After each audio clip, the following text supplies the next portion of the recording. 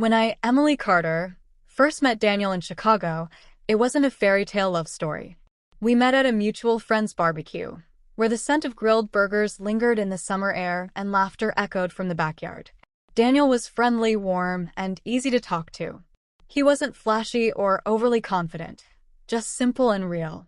After years of relationships with men who thrived on drama and charm but lacked stability, Daniel's quiet consistency felt like a breath of fresh air. We dated, and within a couple of years, we got married. By then, I was convinced that stability was what mattered most. Love, I thought, was more about teamwork than fireworks.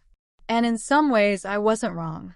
Daniel provided a steady life, he worked hard as an accountant, and he cared deeply for me. But somewhere along the way, something was missing. When our children came along, first Lily, then Mason, my life became a blur of diapers, late-night feedings, soccer practices, and parent-teacher conferences. Daniel was a present father. He adored our kids, and they adored him right back. He drove them to school, helped them with homework, and never missed a recital. In the eyes of the world, he was the definition of a good man. But behind closed doors, when the kids were asleep, our marriage was quiet. Too quiet. We didn't laugh together the way we used to. We didn't talk about dreams anymore. We functioned like partners running a household, but not like soulmates sharing a life. One evening, after another long day at work, I sat at the dining table staring at the unpaid bills, my laptop, and my phone buzzing with notifications. Daniel walked in, smiling faintly, carrying takeout for dinner. "Burgers from your favorite place," he said, setting the bag on the table. I should have been grateful. Instead, I felt an unexpected wave of frustration. "Thanks," I muttered, not even looking up from my laptop. "Rough day?" he asked gently. "Every day feels rough," I sighed. "It's like, I don't even know who I am anymore." Daniel sat across from me, quiet for a moment. "You're Emily, my wife, the mother of our kids." That's when the words slipped out, words I can never take back. "Yeah, that's just it. You're just the father of my kids, Daniel. Not my soulmate." The silence that followed was deafening. He stared at me as though I'd just taken a sledgehammer to the foundation of our marriage. His eyes, usually calm, flickered with hurt and disbelief. "Not your soulmate," he repeated softly. I should have apologized right then, but instead, I doubled down.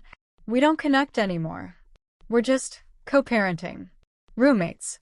You don't make me feel alive." Daniel pushed back his chair and stood up. He didn't shout. He didn't argue. He just looked at me with a heaviness I had never seen before. "If that's how you feel, Emily, then I don't know what else I can do." That night, he slept on the couch.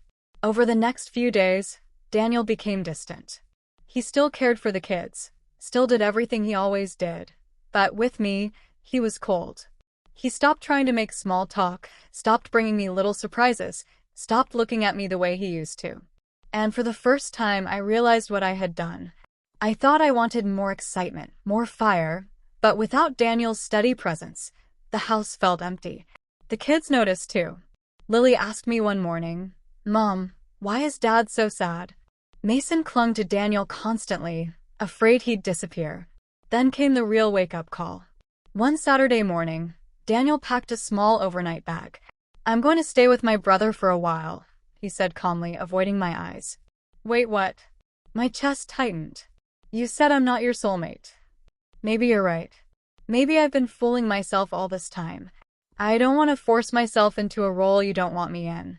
Panic hit me like a wave. "Daniel, no. That's not what I meant." "You said exactly what you meant, Emily. And I believed you." The kids came running into the hallway at that moment, tears already streaming down Lily's face. "Dad, don't go," she cried, wrapping her little arms around his leg. Mason joined in, clutching his father's shirt with tiny fists. Daniel knelt down, hugging them tightly. "I love you both more than anything," he whispered. "But your mom and I need to figure some things out." Watching him leave that day was like watching the heart of our family walk out the door. For the first time, I felt the full weight of what I had said. I thought I was being honest, but in reality, I had been careless. I had taken a man who gave everything for his family and made him feel disposable. Over the next week, I tried to keep life normal for the kids, but it was impossible. Meals were quiet. The house was heavy with silence, and I could see the sadness in their little faces.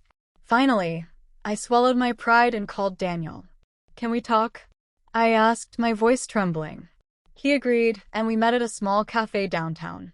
I sat across from him, my coffee untouched, while he calmly stirred his tea. I was wrong, I admitted. I said something cruel because I was frustrated and confused. But Daniel, you are so much more than just the father of my kids. You're the one who has stood by me through everything. You're the one who has loved me when I didn't even love myself. I let my own restlessness blind me to what I have, and I don't want to lose you. He listened quietly, his face unreadable. Emily, words matter. You can't just erase them. You broke something in me when you said that. Tears spilled down my cheeks. I know.